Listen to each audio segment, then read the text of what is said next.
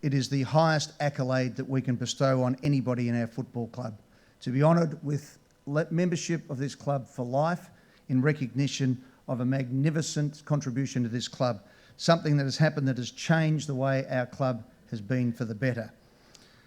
The rules require that each candidate for life membership must actually be elected by the AGM. However, I'm sure that'll be a mere formality tonight with those who are standing that I'd like to promulgate for life membership. Heloise Pratt is one of Australia's greatest philanthropists. She's a leader and a visionary for social change in this country.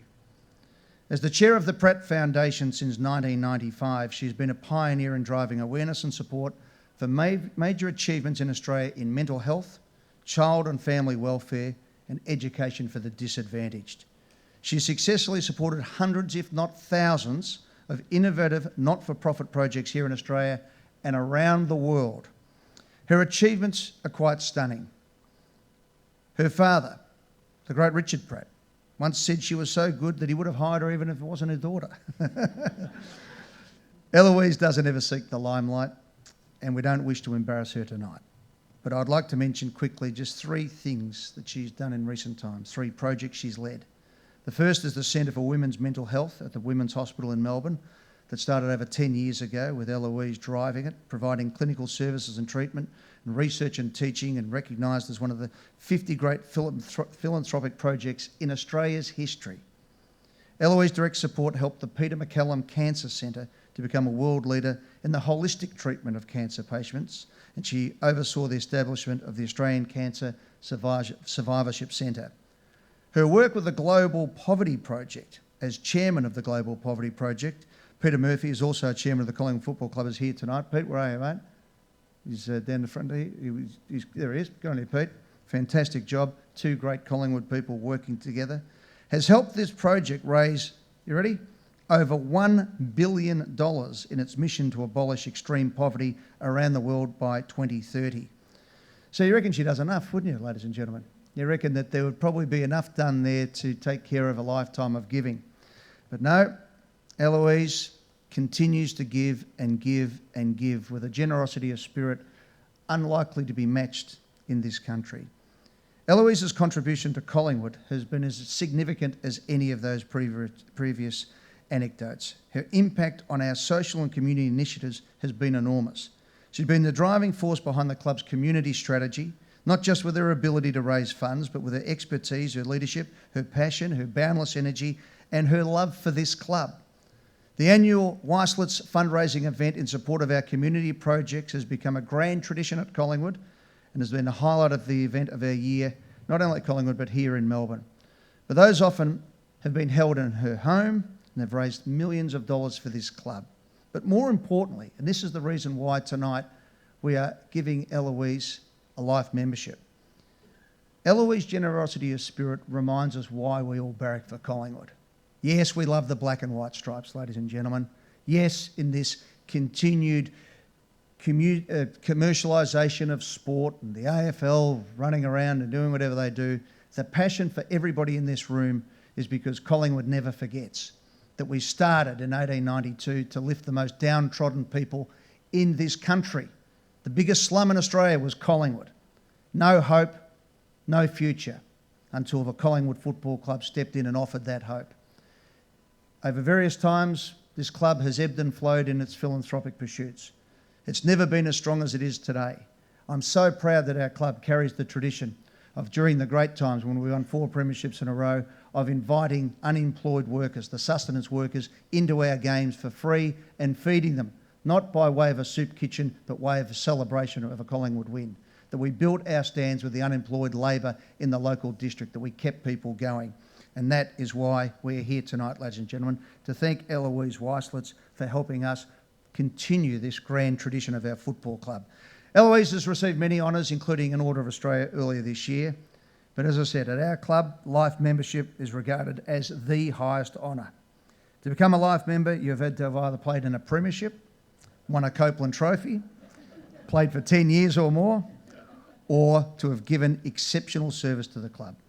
Heloise, you pass on one measure. As the daughter of a great Carlton president and legend, and the daughter of the Vice President of the Carlton Football Club. It is a tremendous honour that you picked the Pies to be your passion. That, like Jack, you might have started barracking for the Blues, but tonight we welcome you as the first woman to be awarded life membership of the Collingwood Football Club.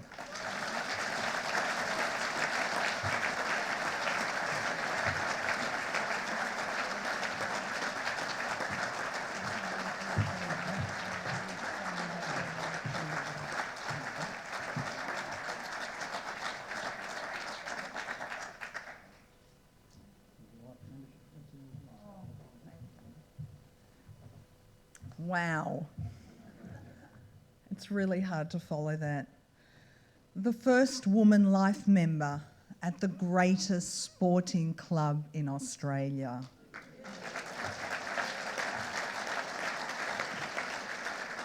Thank you, Ed, and thank you to you, Collingwood Football Club.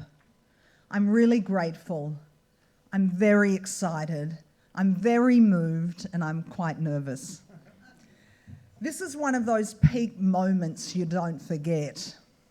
Some might say, it's only footy we're talking about, it's only a game, so what's the big deal? And others might say, in the immortal words of Liverpool's Bill Shankly, football's not a matter of life and death, it's far more important than that. Well, I'm somewhere in between. Footy's not a matter of life and death, but it matters. And Collingwood matters. Of course, it didn't always for me. As many of you know, I was born into a very passionate Carlton family. My late father, Richard Pratt, played for Carlton's under-19s, and my mum, Jean, the Vice President of Carlton, is here tonight. I grew up with the Blues as my team during their years of greatest achievements. Ron Barassi, John Nichols and Alex Jesaulenko were household names in our household, and literally. In fact, they were in and out of our household all the time. So it was a bit of a culture shock when I married Alex and he became Collingwood's vice president. In Melbourne, it's not so easy to change football clubs. But I quickly fell in love with Collingwood because it was the people's club. And because Eddie made it clear that he didn't think and want that was just to be a slogan. From the moment he became president, he wanted Collingwood to be the people's club again, with a whole new meaning of a whole new generation of supporters, and he wanted it to be real. And he was serious. I remember clearly the first meeting we had about what community meant to the club. We had it in Collingwood, and Eddie asked us to help the St Vincent de Paul soup van. It was 1999, 17 years ago. A few months after he became president. Since then, Eddie and Carla have been such amazing, wonderful, close personal friends to me, and I'm grateful for all their love and support. And since that very first meeting about the soup van, Collingwood and the Pratt Foundation have been proud partners on community, philanthropy, and social justice. Whatever the club has achieved on the field, we've matched it off the field. Collingwood really is Australia's greatest sporting club. So Eddie, my deepest thanks for everything. Friends, you've heard something about the Collingwood story from Eddie this evening. We transformed Victoria Park into our great community centre, and we built the Magpie Nest for our homeless in Victoria, and how we expanded the Collingwood Foundation's projects, which are so numerous to count. It's been such a privilege for me to be part of it all. And while you've honoured me this evening, I can assure you that I haven't done it on my own. So I'd like to thank some key people who've worked with me and supported me. Firstly, I want to thank Alex. Alex, your huge involvement as Vice President and your enthusiasm for the club led us to holding our first of many Collingwood parties. They began at our home and then they grew too big. We always wanted parties to be great fun, but we also wanted them to raise money for the club's community programs. At this time, I want to thank Sam Lipsky, the Pratt Foundation's CEO, and by the way, a lifelong Collingwood supporter, and Ian Allen, his co-trustee. They've been with me on this Collingwood journey all the way. Also, thanks goes to Susie Iser, who's here tonight, a lifelong passionate Pies supporter who's always by my side. Thank you, Susie. When I think of Collingwood and community, I have to thank David Emerson. David, I'm so grateful for your support and for everything I've tried to contribute at this club. I couldn't do it without you. You're amazing. David, you stood up here last year when you became a Life member, and wow, did you deserve it. I'd also like to congratulate all of those who follow me up here this evening to be honoured for their great service to this amazing club. Friends, so far, so good. But where to from here? We can be proud of what we've done at this amazing club, but we've still got a lot of work to do. So I'd like to suggest 2 big goals we should try to kick together right down the centre. The first is about empowering women at Collingwood.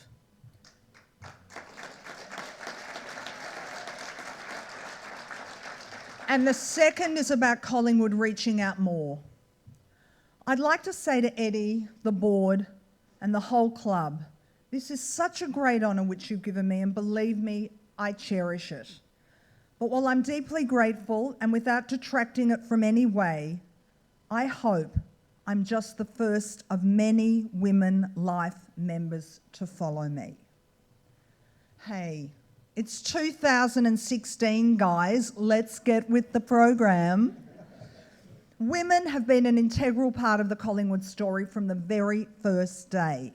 They've also been a huge and vibrant part of the AFL story, and before that, the VFL story and the VFA story, and the story of every country football club in Australia. And just remember, guys, we women make up half of your supporters. Just ask any of the players, where would they be without their mothers, their wives, and their girlfriends? So next time we all go to a home game at the G and you hear the Collingwood Army cheering for the club, I want you to just remember the immortal words of the great song by Helen Reddy. I am woman, hear me roar, in numbers too big to ignore. So hear us roar, and yes, we're too big to ignore. From now on, let's try to make sure that every year Collingwood bestows Life memberships to at least one woman. Now a few words about reaching out before I finish. There are 3 places we should do that. The first are the Collingwood members. We already do a great job, probably better than any other club in the league, but we can do more for our supporters and with them in our community programs. The second point has to be the AFL. We have to encourage the AFL to show more corporate social responsibility and to tell more of its story about what's actually doing for our community. I know we have issues with the AFL, and Eddie's never backward about coming forward on these issues. But on the great community issues, we should engage with the AFL to do more. They're ready to do more and they want to do more. Let's work on it together. Finally, there's our biggest goal out there. Let's find ways to reach out to the millions of AFL supporters, viewers and stakeholders who come to the game each week. Friends, this is the day Collingwood Football Club made a little bit of history by recognising its first woman Life member. let's make some more history by reaching out, side by side, from the People's Club to the Australian people. Thank you. Thank you, Joe.